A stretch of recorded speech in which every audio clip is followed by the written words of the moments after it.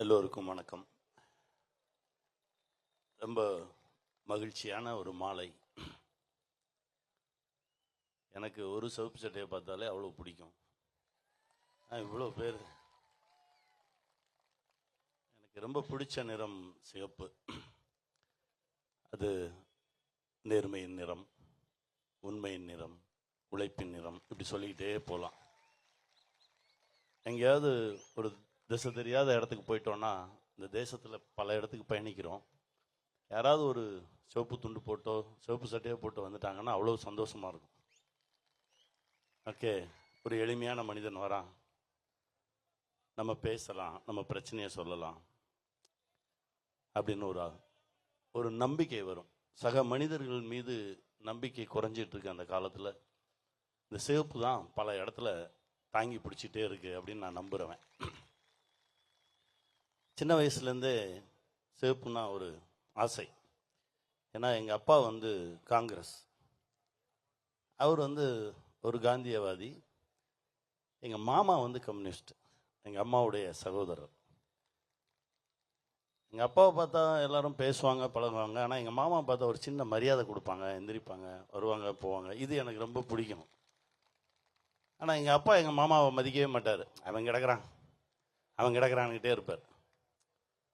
இப்போது ஊரில் ஒரு சின்ன ஜாதி கலவரம் நடக்குது. ஒரே பரபரப்பாக இருக்காங்க. யாரும் எந்த திசைக்கும் போக முடியாது. காவல்துறை வராங்க. காவல்துறை சமாதான பேச்சுவார்த்தை நடத்துவதற்காக ஒரு சந்திப்பு நடத்துகிறாங்க. அதில் எல்லாரும் உட்கார்ந்துருக்காங்க. இப்போ சேத்தூர் பேரூராட்சி தலைவர் எஸ்பி செல்லப்பிள்ளை ஐயா, இப்பவும் 98 வயசு ஆகுது. இன்னும் அந்த சிங்கம் அப்படியே தான் இருக்கு. எல்லோரும் கூடியிருக்காங்க. எங்கள் அப்பாவும் இருக்காரு. அவர் சைக்கிளில் இறங்கினார், ஒரு சிவப்பு துண்டு போட்டு, ஒரு 6 அடி உயரத்தில். அவர் சைக்கிளில் இறங்கினா எங்கள் அப்பாவும் எந்திரிச்சு நின்ட்டார். அண்ணே வாங்கண்ணே அப்படின்னாரு. அப்போ இன்னும் கூடுதல் அன்பாச்சு. அந்த பயணம் ஆரம்பிச்சுது. பள்ளியில் படிக்கும்போதும் ஒரே சந்தோஷமாக இருக்கும். எல்லாரும் வேறு வேறு தளத்தில் இருக்கும்போது நம்ம மட்டும் ஒரு சிவப்பு சட்டையை போட்டுக்கிட்டு சுற்றும்போது ஒரு மகிழ்ச்சி தரும். கல்லூரிக்கு போனோம். கல்லூரிக்கு போனால் அண்ணன் என்னை வழி நடத்தியவர் அவர் தான். அண்ணனை சந்திக்கிறோம். நிறைய இடங்களுக்கு கையை பிடிச்சே கூட்டிகிட்டு போவார். மேலாண்மை பொன்னுச்சாமி ஐயாவை பார்க்க போனதாக இருக்கட்டும், மேலாண்மை நாடு போவோம் சைக்கிளில். பாரதி கிருஷ்ணகுமார் அவர்கள் பேச்சை கேட்பதற்கு விருதுநகருக்கு போனோம் ஒரு முறை. அப்புறம் இந்த ஐயா எஸ்ஏபி ஐயா அவங்கள பார்க்குறதுக்கு போனோம். ஒவ்வொரு முறை ஒவ்வொரு ஆளுமைகளை சந்திக்கும் போதும் அது ரொம்ப அன்போடு. இப்போ கூட நான் ஒரு புத்தகம் கொடுத்தேன், படிச்சியா அப்படின்னாங்க. நான் பொய் சொல்ல மாட்டேன், உண்மைப்பட்டு தான் சொல்லுவேன். படிக்கலை, படி, நான் வச்சிருக்கேன் பத்திரமா, நான் படிச்சிடுறேன் அப்படின்னு சொன்னேன். அந்த அன்பு இருக்குல்ல, அது நம்மளை அடுத்தடுத்த தளத்துக்கு நகர்த்திட்டு போயிட்டே இருக்கும் அப்படின்னு நம்புகிறேன். கல்லூரி முடிச்சாச்சு, சென்னை போயாச்சு. சென்னை போய் இறங்கினாலும் அங்கேயும் இந்த மாதிரி தோழர்களை சந்திக்கிறேன். இந்த உட்கார்ந்துருக்காங்க ரோகிணிமா. எப்போ பார்த்தாலும் ஏதாவது ஒரு பஞ்சாயத்தை கையில் எடுத்து வச்சுக்கிட்டு, இதுக்கு ஏதாவது ஒரு தீர்வு சொல்லணும் கனி, இதுக்கு ஏதாவது ஒரு தீர்வு சொல்லணும் கனினே போயிட்டு இருப்பாங்க. இப்போவும் கையில் ஒரு வாச்சாத்தி எடுத்து வச்சுருக்காங்க. அந்த மாதிரி ஒரு ஆளுமை. அந்த பயணம் போயிட்டே இருக்கு.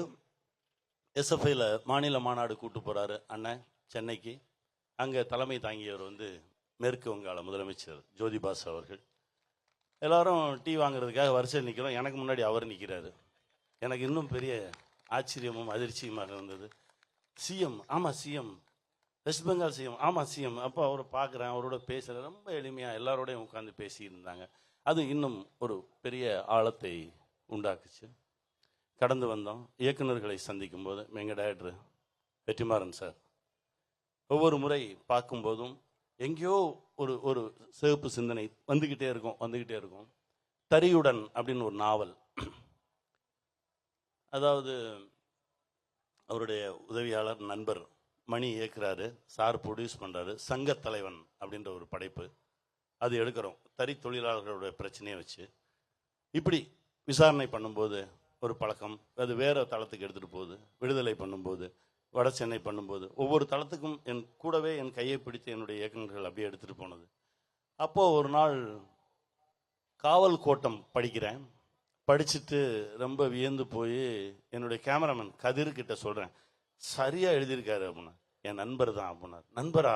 அவரை இன்ட்ரடியூஸ் பண்ணி வையா அப்படின்னா. அவருடைய அறிமுகத்தின் பேரில் சகோதரரை சந்திக்கிறேன். இவர் இந்த சமூகத்தை பார்க்கறது, பேசுறது, இது வேற ஒரு தளமாக இருக்குது. அவர்கிட்ட இருந்து ஒரு சில விஷயத்தை கற்றுக்கிறோம். இப்படி இப்போ வரைக்கும் அன்னைக்கு பிடிச்ச கை இப்போ வரைக்கும் அப்படியே அந்த இருக பிடித்து ஒவ்வொருத்தரும் கையை பிடிச்சி கூட்டிகிட்டு போயிட்டே இருக்காங்க. எங்கள் துறையில் இருக்க ஒவ்வொரு டைரக்டர்ஸை பார்க்கும்போது ரொம்ப சந்தோஷமாக இருக்கும். ராஜமுருகன் பார்க்கும்போது ரொம்ப மகிழ்ச்சியாக இருக்கும். லெனின் பாரதி பார்க்கும்போது ரொம்ப மகிழ்ச்சியாக இருக்கும். இந்த சிகப்பு சிந்தனையோடு வரக்கூடிய இயக்குநர்களை எல்லாம் பார்க்கும்போது அவங்களுக்கு தனி முத்திரையெல்லாம் கிடையாது. இந்த திருவள்ளுவர் இருக்கார், அவர் தான் முதல் கம்யூனிஸ்ட். அதுக்கு முன்னாடி எத்தனை வருஷம் ஆச்சுன்னே தெரியாது. திருமூலர், ஒன்றே குலமும் ஒருவனே தேவனும் நன்றே நினைமின் நமனே இல்லைன்னு எழுதினார் திருமூலர். திருமூலர் எப்போ எழுதினாருன்னு யாருக்குமே எப்போ வரைக்கும் தெரியாது. அவர் தான் முதல் கம்யூனிஸ்ட் என்ன கேட்டா. ஏன்னா ஒரு கம்யூனிசம் அப்படின்னா என்ன அப்படின்ற அந்த அந்த சித்தாந்தத்துக்குள்ளே போய் பேசும்போது ரொம்ப ரொம்ப எளிமையாக இருக்கு. வர்க்க போராட்டங்களை ஒழிப்பது, வர்க்கத்தை ஒழிப்பதும் சமூகத்தில் இருக்கக்கூடிய ஏற்றத்தாழ்வுகளை சமமாக்குவதும் தான் ஒரு கம்யூனிஸ்ட தத்துவம். அப்போ கம்யூனிஸ்ட்னா யார்? ஒரு பொது உடைமைவாதி. பொது உடைமைவாதி எப்படி இருக்கணும்? ஒரு காற்று மாதிரி இருக்கணும், ஒரு மலை மாதிரி இருக்கணும், எந்த விதமான பாகுபாடும் இல்லாமல் எல்லோருக்கும் எல்லாமும் வேணும், எல்லோருக்கும் எல்லாம் கொடுக்கணும் அப்படின்னு நினைக்கிறவன் தான் ஒரு கம்யூனிஸ்ட். அப்படின்னா கடவுளே கம்யூனிஸ்ட் தானே, எந்த ஏற்றத்தாழ்வும் இல்லையே. அப்படிதான் நான் பார்க்குறேன். என்ன ஒன்று, இந்த சிவப்பு கலரை பார்த்தாலே எல்லாருக்கும் ஒரு பீதி இருக்கும். ஏமாத்துறவனுக்கு ஒரு பீதி வரும், திருட்டுத்தனம் பண்ணுறவனுக்கு ஒரு பீதி வரும். அது ரொம்ப சந்தோஷமாக இருக்கும். என்னடா வந்துட்டான்டா அப்படிம்பாங்க. ஏன்னா இவன் திருடன்னு அர்த்தம். அதில் இது ஒவ்வொரு முறை பார்க்கும்போது சந்தோஷமாக இருக்கும். ஒரு ஒரு காட்சியில் ஒவ்வொரு படத்துலையுமே இந்த இடத்துல ரொம்ப ஓங்கி பேச போகிறோம் அப்படின்னா எனக்கு சிவப்பு சட்டை போட்டுக்கணும்னு தோணும். அந்த சிவப்பு சட்டையை போட்டுட்டு நான் வந்து நிற்கிறேன் அப்படின்னாலே ஆஹா ஏதோ ஒரு பயங்கரமான காட்சி போடுறது அப்படிம்பாங்க. இப்போ வரைக்கும் நான் அப்படிதான். இப்போ அடுத்து பண்ண போகிற கதையிலையும் இந்த இந்த 2 சீனுக்கு சிவப்பு சட்டை ரெடி பண்ணுங்கடா அப்படின்னு தான் எடுத்து வச்சிருக்கோம். இப்படி தான் பயணம் போயிட்டுருக்கு.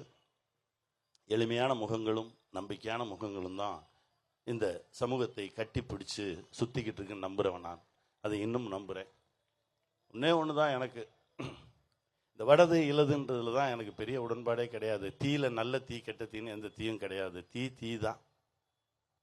அது ஒன்றா இருந்தால் இன்னும் மிகப்பெரிய சக்தியாக அது வெளிவரும் அப்படின்னு நம்புகிறவன் நான்.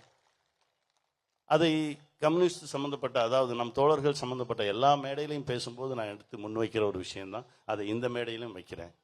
ஒன்று சேருவோம், பெரிய மாற்றத்தை கொண்டு வருவோம். இதில் இந்த பக்கம் அந்த பக்கம்ன்றதெல்லாம் எனக்கு எந்த விதமான உடன்பாடும் இல்லை. தீ தான்.